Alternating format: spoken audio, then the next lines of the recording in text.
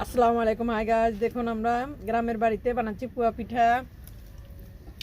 আজকে বিকালের নাস্তা। মিষ্টি খেতে কিন্তু অনেক মজা, অনেক টেস্টি একটা পিঠা। গ্রামের বাড়িতে শীতের সময় আসলে অনেক রকমের পিঠা খাওয়া যায়।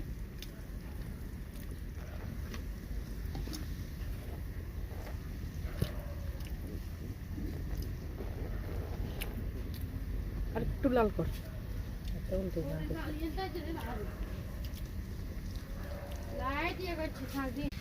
একটা পিঠা হয়ে গেছে, ওটা উঠিয়ে নিয়ে এখন আরেকটার খামির দেওয়া হয়েছে। খামিরটা দেওয়ার পরে দেখুন কতটা সুন্দরভাবে পিঠাটা ফুটতেছে তেলের মধ্যে।